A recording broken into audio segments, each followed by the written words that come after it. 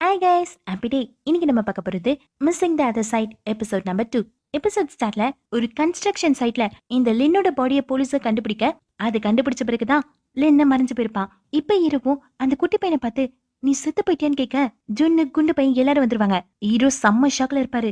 Detective வேனுக்கு hero பேசின phone call recording போயிருக்கும். ஹீரோ அந்த குட்டி பையனை பத்தி சொல்லி அவனோட அடையாளத்தையும் சொல்லியிருப்பாரு, கையில தழும்பு இருக்க விஷயம். ஆனா இது டிடெக்டிவ்க்கே தெரியாது. அந்த குட்டி பையனோட அம்மா கிட்ட கேட்க அவங்க டிடெக்டிவ் கிட்ட சொல்ல மறந்துட்டாங்களாம். இது ஹீரோக்கு தெரிஞ்சிருக்குன்னா கண்டிப்பா ஹீரோ அந்த பையன் கூட தான் இருந்திருக்கணும். இப்போ இந்த வில்லேஜ்ல உயிரோட இருக்கவங்களே ஜாங்கும் ஹீரோவும் மட்டும்தான். அடுத்த நாள் இந்த கார்கர் மேனேஜரை போய் டிடெக்டிவ் சின்ன மீட் பண்ணி டெட் பாடி பக்கத்துல உங்க ஸ்லிப் என்ன பண்ணுதுன்னு கேட்க அவன் ரொம்ப திமிரா, உங்ககிட்ட எவிடன்ஸ் இருக்கா? என் ஸ்லிப் இருந்தா நான் கொலை பண்ணேன்னு அர்த்தமா? இப்படி எல்லாம் திமிரா பேச ஆனா என்ன பண்றது, அவன் போன் லொகேஷன் காட்டி கொடுத்திருக்கோம். இவனை அரெஸ்ட் பண்றாங்க. யாரு கண்லயும் மாட்டாத அந்த ஸ்லிப் ஷின்னோட கண்ல மட்டும் மாட்டிருக்கும்.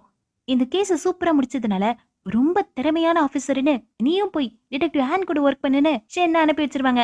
இங்க டிடெக்டிவ் ஹேனுக்கு ஹீரோ மேலதான் சந்தேகம். ஹீரோவை பேசாம வாண்டட் லிஸ்ட்ல போட்டுடலான்னு சொல்ல அது தப்பு. டிடெக்டிவ் ஹேனுக்கு இருக்கிறது சந்தேகம் மட்டும்தான், எவிடன்ஸ் இல்ல. பரவாயில்ல அப்புறமா சாரி சொல்லிக்கலாம்னு சொல்ல ஷென்னு உள்ள வருவான்.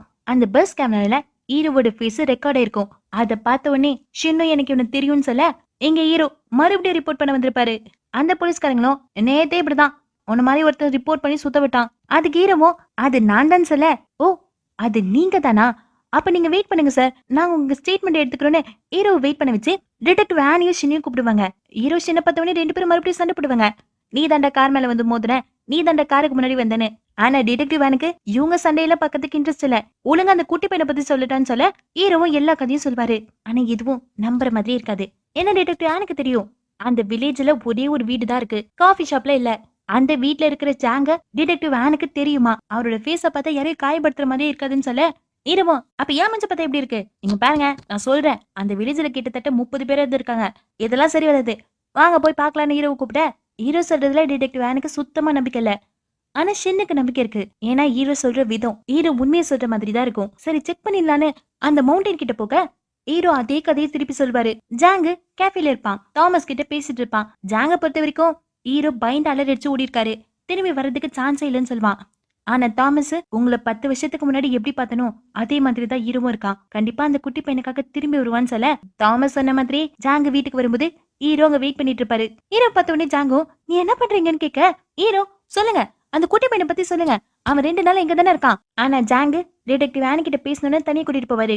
ஹீரோக்கு மண்டையில் அடிபட்டிருக்கு, 2 நாள் கண்டினியூஸா தூங்கிருக்கான். எந்திரிச்ச உடனே நிறைய விஷயத்த பத்தி வளர ஆரம்பிச்சிட்டான். அவன் நிறைய இமேஜின் பண்ண ஆரம்பிச்சிட்டான்னு சொல்ல ஆனா அந்த தழும்பு அந்த பையனோட தழும்பை பத்தி ஹீரோக்கு எப்படி தெரியும்னு டிடெக்டிவ் ஆனும் கேட்க ஜாங்கு அதுவும் இமேஜினேஷன் தான் சொல்வாரு.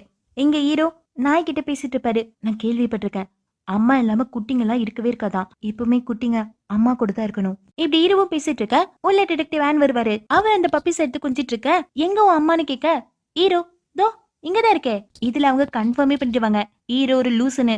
ஏன்னா ஏன்னா அந்த அம்மா நாய் இறந்து போயிடுச்சு. ஹீரோ தடவி கொடுத்துட்டு இருக்கிறது அம்மா நாயோட ஆத்மாவை.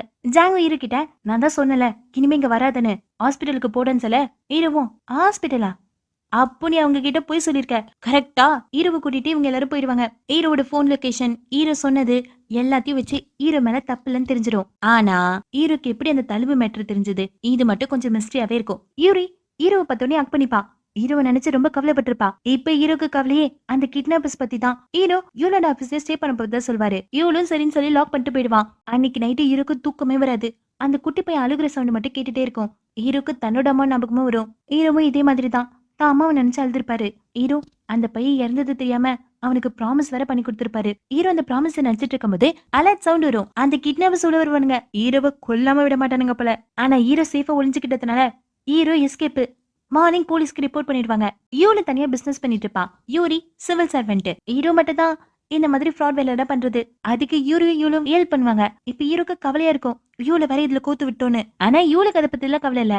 இப்போதைக்கு ஹீரோவை சேஃபா வச்சுக்கணும். அதனால தன்னோட வீட்டுக்கு கூட்டு போவான். போற வழியில 2 பேரும் தங்களோட ஸ்வீட் மெமரிஸ பத்தி பேசிட்டு வருவாங்க. இவங்க 2 பேருமே ஒரே ஆர்ஃபனேஜ்ல தான் வளர்ந்துருப்பாங்க. பேசிட்டே போகும்போது ஹீரோ போய் ஒளிஞ்சுப்பாரு. யூலோ டேய் என் நேரத்துக்கு கண்ணாமூச்சிலாம் தேவையானு கேட்க ஹீரோ யூலோ இழுத்து உட்கார வைப்பாரு. அங்க பார்த்தா அந்த கிட்னாப்பர்ஸ் கும்பல் ஹீரோக்காக வெயிட் பண்ணிட்டு இருக்கோம். ஹீரோவால யூலோ ஆபத்துல சிக்க வைக்க முடியாது. அதனால ஹீரோ தனியா ஸ்டே பண்ணிக்கிறேன்னு சொல்லி ஜாங்கோட வீட்டுக்கு போவாரு. ஹீரோவும் ஜாங் கிட்ட இந்த நாய் செத்து போச்சான்னு கேட்க ஜாங்கோ ஆமா இது கேட்கவா இங்க வந்த இருவோம் அதை கேட்கதான் வந்தேன். அப்படியே கொஞ்ச நாள் ஸ்டே பண்ணலான்னு வந்தனே உள்ள போயிடுவாரு. அடுத்த நாள் காலையில ஜாங்குக்கு இன்டர்நெட் பில் வரும். அத பத்தோனே இருக்கு சந்தோஷம். ஜாங் கிட்ட போய் கேட்க அவன் இன்டர்நெட் வச்சிருப்பான்.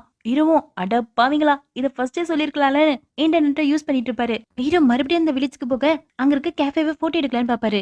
ஆனா கேமரால அந்த கேஃபே காட்டவே காட்டாது. வெறும் இலைகள் மட்டும் தான் காட்டும். இருவன் டோர் ஓபன் பண்ண தாமஸ் சத்தம் கேட்டு தன்னோட கையை வெட்டிப்பான். இருவன் என்னாச்சுன்னு கையை பார்க்க அது தானாவே ஈலாகும். அதுக்கப்புறம் தான் இரு தாமஸ் கிட்ட அந்த பிளேஸ பத்தி விசாரிப்பாரு. அந்த வில்லேஜ்ல இருக்கவங்க எல்லாருமே பேய் தான். அவங்க பாடியை கண்டுபிடிக்கிற வரைக்கும் அவங்க அந்த வில்லேஜ்ல தான் இருப்பாங்க. பாடியை கண்டுபிடிச்ச உடனே அந்த வில்லேஜ்ல இருந்து மறைஞ்சு போயிடுவாங்க. வெளி உலகத்துல எப்படி அவங்க வாழ்ந்துட்டு இருந்தாங்களோ அதே மாதிரிதான் இந்த கிராமத்துலயும் அவங்க வாழ்ந்துட்டு இருக்காங்க. கதை கேட்ட ஹீரோ அந்த வில்லேஜுக்கே அடாப்ட் ஆயிடுவாரு. இப்ப அந்த பசங்க கூட எல்லாம் விளையாடிட்டு இருப்பாரு. எப்பவும் தோத்து போயிட்டு இருப்பாரு. இங்க சின்ன இந்த குட்டி பையனோட மெடிக்கல் ரிப்போர்ட் போடுவான். அந்த மெடிக்கல் ரிப்போர்ட்ல இந்த தலைமை பத்தி எதையும் சொல்லிருக்க மாட்டாங்க.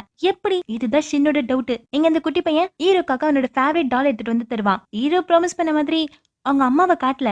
ஆனா தூக்கிட்டு போனார்ல கண்டிப்பா ஹீரோ தன்னோட அம்மாவை காட்டுவாருன்னு ஒன்ஸ் அவனோட ஃபேவரட் டால கொடுப்பான். ஹீரோவும் இது உனக்கு பிடிச்ச பொம்மை தானேன்னு கேட்க அவன் என்கிட்ட இன்னும் நிறைய பொம்மை இருக்குன்னு சொல்லுவான். ஹீரோ அந்த பேக்கை வாங்கி பார்க்க கோல்டான ஆன பொம்மை, சில்வரால ஆன பொம்மை, இந்த மாதிரி நிறைய பொம்மை வச்சிருப்பான். அதுல அந்த சில்வர் பொம்மை மேல ரத்தக்கரை இருக்கும். ஹீரோவும் இத பத்தி விசாரிக்க அவன் அழ ஆரம்பிச்சிருவான். அது அவன் ஸ்டெப் டாடியோட பொம்மையா. அத அவன் உடைச்சிட்டானா. உடைச்சதுனாலதான் பயந்து வீட்டை விட்டு ஓடினானா. ஹீரோவும் ஸ்டெப் டாடி உன்னை அடிப்பாரான்னு கேட்க அவனுக்கு அது ஞாபகம் இல்லையா. அவன் குழந்தை அழ ஆரம்பிச்சிருவான். இருவும் கட்டி பிடிச்சிட்டு நான் உனக்கு நல்ல பொம்மையை வாங்கி தரேன்னு ஆத்து சொல்லிட்டு இருக்க எங்க சின்ன அந்த தலைமை பத்தி விசாரிச்சுட்டு இருப்பான். அந்த ஸ்டெப் டாட் என்ன சொல்வானா இந்த குட்டி பையன் படிக்கட்டுல இருந்து கீழே விழுந்துட்டானா. அதுலதான் அவன் கையில தலைமை ஏற்பட்டுதான். தலைமை அவ்வளவா தெரியாதான். அதனாலதான் இவங்க அதை பத்தி சொல்லலையா. இங்க ஹீரோ கையை வச்சுட்டு சும்மா இல்லாம எதையும் நோண்டிட்டே இருக்க ஜாங்கோட பொருள்ல கீழே விழும். அதுல ஒரு நோட் இருக்கும். அந்த நோட்ல இறந்து போனவங்களோட டீடைல்ஸ் இருக்கும். ஜாங்கோட வேலையே இந்த இறந்து போனவங்களோட டெட் பாடியை கண்டுபிடிக்கிறது தான். இப்போ ஒரு பொண்ணோட டெட் பாடியை கண்டுபிடிப்பாரு. அந்த பொண்ணு இந்த உலகத்துல இருந்து மறைஞ்சு போக ஜாங்குக்கு ரொம்ப வருத்தமா இருக்கும். அவரால செய்ய முடிஞ்சதுலாம் இந்த டெட் பாடியை கண்டுபிடிக்கிறது மட்டும்தான். இவருக்கும் வயசாயிட்டே போகுது. இவரு இறந்து போன பிறகு என்ன ஆகும் அதுதான் ஜாங்கோட கவலை. வீட்டுக்கு வந்தா ஹீரோ ஏதோ ஆர்டர் பண்ணிட்டு இருப்பாரு. இங்க பேக்கேஜ் வருமான்னு கேட்க ஜாங்கு எதுக்குன்னு கேட்பான். ஹீரோ அந்த குட்டி பையனுக்காக பொம்மை வாங்கி கொடுக்க போறாரா. ஆனா அதெல்லாம் வேலை கேட்காது.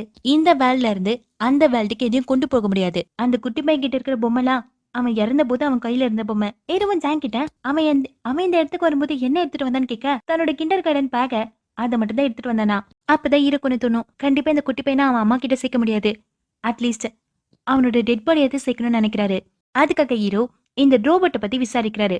அது ஒரு லிமிடெட் எடிஷன் ரோபோ. வெப்சைட்ல தான் ஆர்டர் பண்ணி வாங்க முடியும். ஹீரோ அந்த வெப்சைட்டுக்கு போய் ஹீரோட ஹெல்ப்போட அட்மின் மாதிரி இந்த குட்டி பையனோட ஸ்டெப்டாட் கிட்ட பேசுவாரு. எனக்கு அந்த ரோபோட்டோட பார்ட் வேணும்னு $50,000 கொடுக்குறேன்னு மெசேஜ் பண்ண எங்க போலீஸ் டாக்டர் கிட்ட அந்த ரிப்போர்ட்டை பத்தி கேட்பாங்க. இந்த குட்டி பையனோட கையில தழும்பு இருந்திருக்கும்.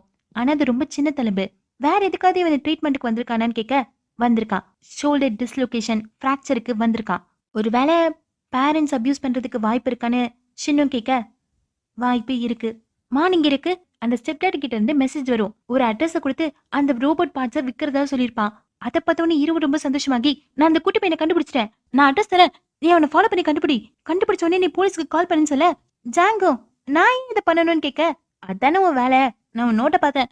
சீக்கிரம் போன்னு சொல்ல ஜாங்கோ டேய் நீ என்னடா பாஸ் மாதிரி எனக்கு ஆர்டர் போட்டுட்டு இருக்க. சரி நான் போறேன். நாய்க்கு சாப்பாடு வச்சிரு மறந்துடாதுன்னு ஜாங்கும் போக எங்க சின்ன அவனோட லவர் வீட்டுக்கு வந்திருப்பான். டோர் ஓப்பன் ஆகல. போன் போட்டா காலே அந்த பொண்ணு அட்டன் பண்ண மாட்டா. செம்ம கடுப்புல ஷின் இருக்கும்போதுதான் ஹீரோ கால் பண்ணுவாரு. அந்த குட்டி பையனோட கொலக்கரன் பத்தி சொல்றேன்னு ஹீரோவும் சொல்ல இப்ப ஹீரோ குட்டி பையனை தூக்கிட்டு போவாரு. தாமஸும் அதை பார்த்து ஸ்மைல் பண்ணுவான். ஹீரோ அந்த குட்டி பையன் கிட்ட நான் ப்ராமிஸ் பண்ண மாதிரி உங்க அம்மாவை பார்க்க போறோம். உங்க அம்மா கிட்ட என்னெல்லாம் சொல்வேன். அதுக்கு அந்த குட்டி பையனும் என் அம்மா பார்த்தோன்னே நம்ம விளையாடணும்ல அதெல்லாம் சொல்வேன். நீங்க தோத்து போறீங்களே அதையும் சொல்வேன். நான் என் அம்மாவை மிஸ் பண்ணேன்னு சொல்வேன். இதெல்லாம் கேட்கிற ஹீரோக்கு ரொம்ப கஷ்டமா இருக்கும். இருக்கு அழுக்கையாதான் வரும். ஆனா அதை கண்ட்ரோல் பண்ணுவாரு. இங்க ஜாங்கோ அந்த குட்டி பையனோட ஸ்டெப் அவர் ஃபாலோ பண்ணிட்டு இருக்க அவன் ஒரு பில்டிங்க்கு போவான். அங்க இருக்கிற வாட்டர் டேங்க ஓபன் பண்ணி அதுக்குள்ள இருந்து இந்த குட்டி பையனோட பேக் எடுப்பான். இதெல்லாம் ஜாங்கு ஆப்போசிட் பில்டிங்ல இருந்து போட்டோ எடுத்துட்டு இருப்பான். ஹீரோ சின்ன கிட்ட இந்த குட்டி பையனோட அம்மாவை கூட்டிட்டு வர சொல்லிருப்பாரு. இப்ப ஹீரோவும் குட்டி பையனை கூட்டிட்டு வர பாத்தியா நான் ப்ராமிஸ் பண்ண மாதிரி உங்க அம்மாவை கூட்டிட்டு வந்துட்டேன். இந்த குட்டி பையனும் அம்மானுவோட இவனோட பாடி அங்க கண்டுபிடிச்சிட்டாங்க. சந்தோஷமா இந்த பையன் அம்மா கிட்ட ஓடும் போதே காத்துல மறைஞ்சிருவான். அதை பாக்குற இருக்கு ரொம்ப கஷ்டமா இருக்கும். சின்ன இருக்கிட்ட போய் டேய் இது மட்டும் பிராங்கா இருந்தது. உன்னை என்ன பண்ணுனே தெரியாது. ஒழுங்கு அந்த கிளர் என்னன்னு சொல்லுன்னு சொல்ல அப்ப ஷெனுக்கு கால் வரும். ஹீரோ அந்த குட்டி பையனோட அம்மா கிட்ட போய் உங்க பையன் கூட நான் விளையாடினேன்.